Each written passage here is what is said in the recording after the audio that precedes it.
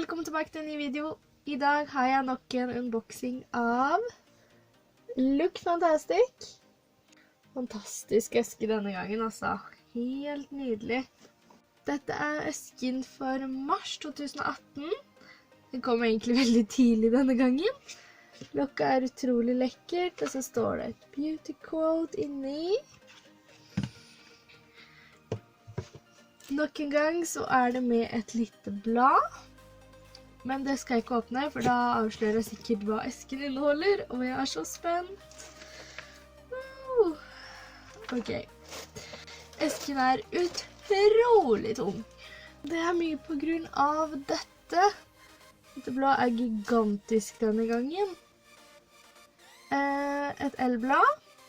Og så kommer vi til selve esken.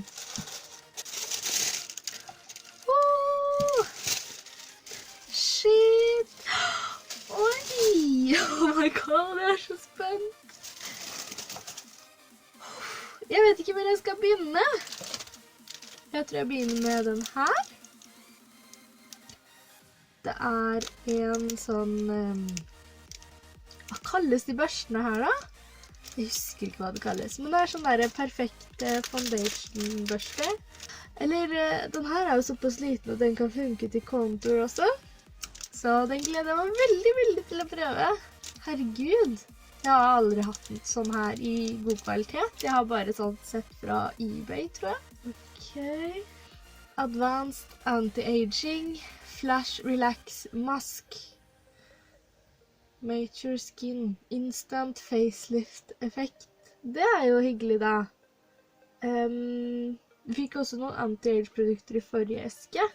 Uansett, kjempefornøyd med den masken her. Jeg elsker ansiktsmasker, så det blir veldig gøy å prøve.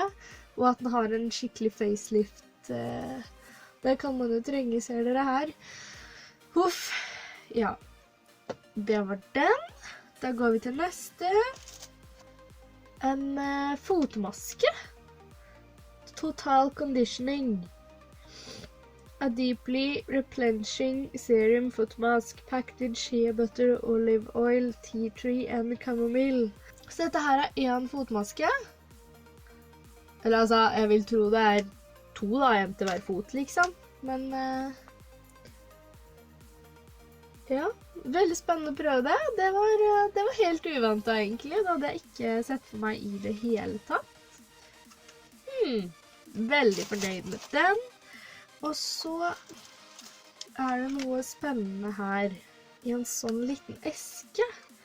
Og så står det Freematic Eyeshadow Duo. Og så er det da 2 farger her.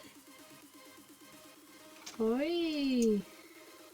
Det ene lokket bare falt litt av, så jeg skal bare sette det på igjen. Her er altså øyenskyggeduoen da. Og det er jo helt herlige farger. Brune jordfarger, det er jo nøyaktig sånn jeg liker å bruke. Så det var veldig, veldig spennende. Til nå har vi da fått en sminkebørste, fotmaske, en anti-age maske og 2 øyenskygger. Så da er det 2 ting igjen. Det neste jeg finner er Skin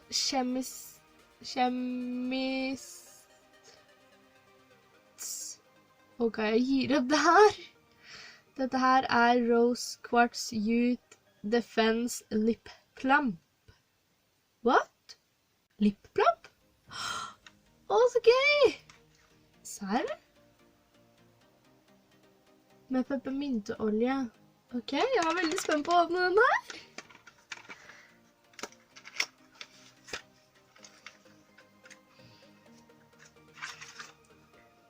Oi! Se på den her. Den er skikkelig sånn lyserosa skimmer. Er dette her virkelig ordentlig lip plump, liksom? Rose Quartz Youth Defense Lip Plump. Ja, det blir veldig spennende å teste den her da. Se om det funker. Uansett om det funker eller ikke, så vil det jo være en fin gloss. For det var søtt skimmer i den, og bare ha den over en rosa eller nude leppestift, eller liquid lipstick, det vil jo være, jeg gleder meg til det. Så det aller siste produkt, og det den som var på baksiden av forrige blad. Det var jo det så ut som det var en moisturizer, og jeg hadde aldri gjettet at vi faktisk skulle få full størrelse. Jeg vil tro dette full størrelse, det 30 milliliter, og det en god dose dagkrem, altså. Balancing Moisturizer. Kremen for oily to combination skin, og det jo meg. Jeg har jo kombinert hud, og den fungerer godt under sminke som en primer. Veldig spent på den her. Herregud. Jeg vet nesten ikke hva jeg skal gjøre av meg. Det jo skikkelig bra.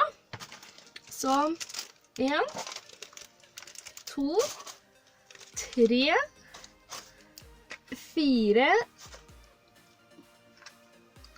5 full size, tror jeg. Jeg usikker på om den her full size, men det skal jeg sjekke ut. Uansett, utrolig mye bra i den boksen her. Herregud, det mulig å få så mye? Og så fikk vi jo det store bladet også. Så det her var virkelig verdt 150 kroner, du gæren? Jeg ville nok betalt mer enn 150 kroner bare for den her. Dagkremen jeg har på badet koster mer enn 150 kroner, så what? Jeg føler at dette her for godt til å være sant, altså. Jeg må sjekke hvor mye den esken her har i verdi totalt, og så skriver jeg det her. Og så gleder jeg meg helt sykt til å teste alle disse produktene. Ja. Oh my god. Neste gang så får vi noe fra Glam Glow. Det har jeg aldri testet. Det blir utrolig gøy. Jeg helt målløs. Jeg vet ikke hva jeg skal si. Den boksen her var jo helt fantastisk. Så masse fine produkter.